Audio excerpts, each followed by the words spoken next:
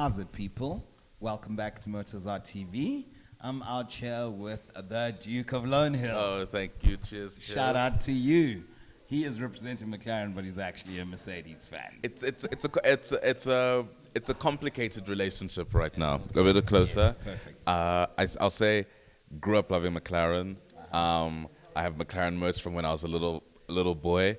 And I West and the McLaren Mercedes stuff. Okay. And look, I even have Vodafone. The Vodafone, Ooh, those are exactly. nice, yeah. I even have McLaren Honda merch. I was in the trench, I was in the trench, and it's just, it's so hard to see someone you love continuously mess things up.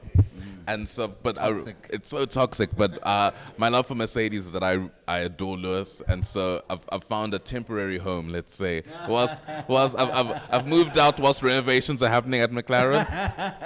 I'm going back soon. I like that. Well, I'll tell you about me. My team is Williams. Right. Yes, but I follow the driver. So if the rumors are true that Lewis may join Ferrari, This cap is and look, and I think you've been out your Williams home for a lot longer than I've been out my McLaren home, so I understand. Yes, but Albon was doing well today. He was until it's disappointing, but I think there's some small progress with Williams. I think that was like they need a total rebuild, and I think Albon looks like the driver that can actually stick with him for a while and help. Bring them Develop up. It. Yes. Even Logan Sargent, he's not bad. Yeah, Logan Sargent, not bad. Let's see his debut season. I think he also didn't finish today. I don't know I can't remember what happened. It's right at the end. I think it was I think right near the end. Let me have a look. Yeah, okay. Looks like he didn't finish, but it was clear. First points of the season. First double points for quite a while. This is impressive. But impressive that we managed to get the double points. Of course, it took half the grid not finishing. Yes. But look, there's still a lot of work. Fortune favors the brave. Fortune favors the brave. Oh, yeah. Yes, but a lot of work still needs to be done. We fired James Key, the technical director. I saw that. Which is interesting. This is someone we hunted for a few years ago, and now he's out. So changes need to be made, and so. I'm looking forward to see what can actually be done. Okay, and then thoughts on the Grand Prix. Thoughts on the Grand Prix. I think it was very important that Max was not leading this Grand Prix. Just from a pure entertainment perspective, rather. Of course.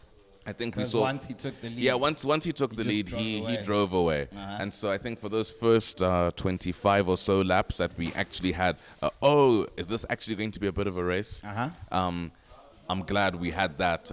But even after Max took away, from second to seventh place, it looked like almost any one of them could go forward. So I think that was a really exciting thing.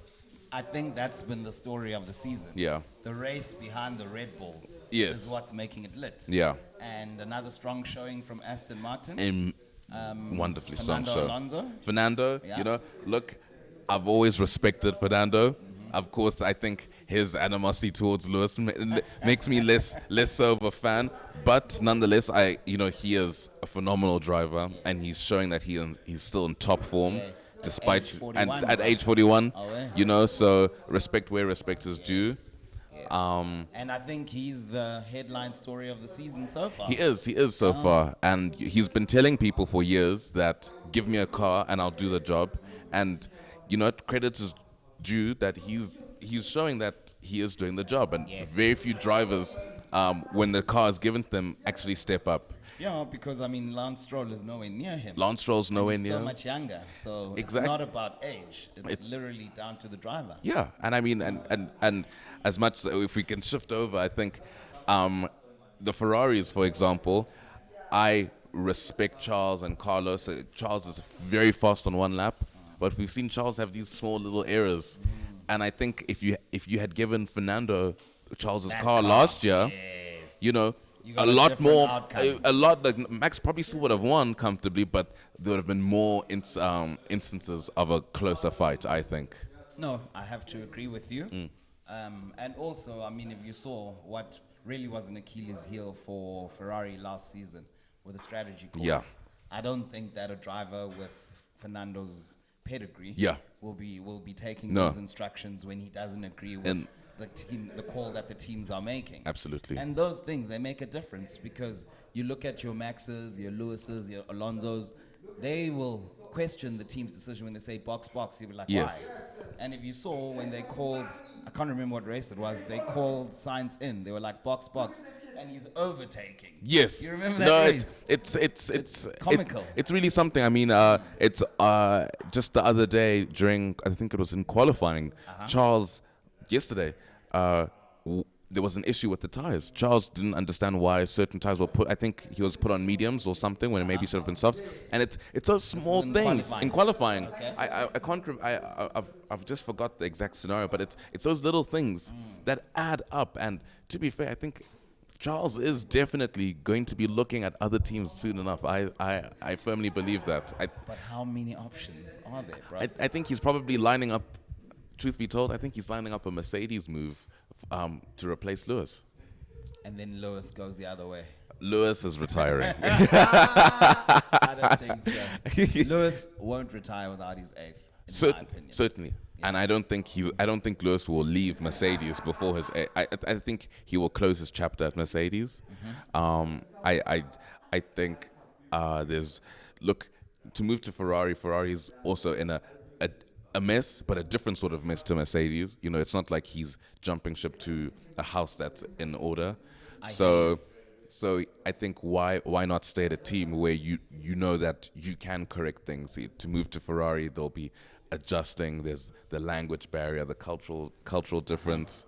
So And also all the Tifosi embracing. That's another thing, that's you a know. big thing. You know, and so at Mercedes, he's they respect him, they understand him, and they can turn things around.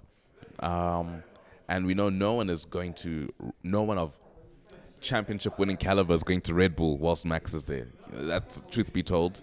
So you don't think they could maybe switch it up with Sergio? I mean, they could. And put a Nick de Vries, if he was performing? They will put anyone in that second seat who will score comfortable points and play the second role. But not challenge Max. We can already see with Perez, with his ambition, has already ruffled feathers, and this is just on 3 or 4 races over 2 years. Look on Jos Verstappen's face. Exactly. At Jeddah, that was not they were not. And to be fair, Sergio beat Max fair and square. You know, it's not as if they told them to stop racing. Max was pushing, and Sergio kept him behind. But they do not like to see another Red Bull driver beat Max. So 100%. So even if they swapped Sergio for Ricciardo, truth be told, I don't think Ricciardo can do the job that he once used to do. Yeah, he's sort of declined. Yeah. But maybe, being out on the horizon, you can come back with that hunger. Maybe The honey badger. maybe he needed a reset. And it is incredible that he was once considered a future champion, and now he's out of a drive. Dude. So Out of nowhere. he got People fired. Like Hulk have been Yeah, chosen exactly. over him. People like Hulkenberg have been chosen over him. So maybe he did need a reset, and he might come back. So, but as of right now, I'm more skeptical than optimistic for Ricciardo. Okay. So yeah. All right. Oh, thank you, Duke of Lonehill. Thank you so much for having me. Where they can find you. On Instagram at Duke of Lonehill, Twitter at Chizembi. I'm always tweeting about F1. Yeah. But I just want to say, your content is quality. thanks for hosting us. It's been a great morning. Really appreciate it. Hope you enjoy the food as well. Oh, I'm sure I will. It smells amazing. Shout out to you, my man. Bye-bye. Okay, that's all with Chizembi, the Duke of Lonehill. I love his Insta handle. Yeah, if you're enjoying the content, you know what to do. Smash a like in the video, subscribe to the channel, click on the bell for notifications, and leave your views in the comment section. Shout out on time. Cheers. Bye-bye. Away.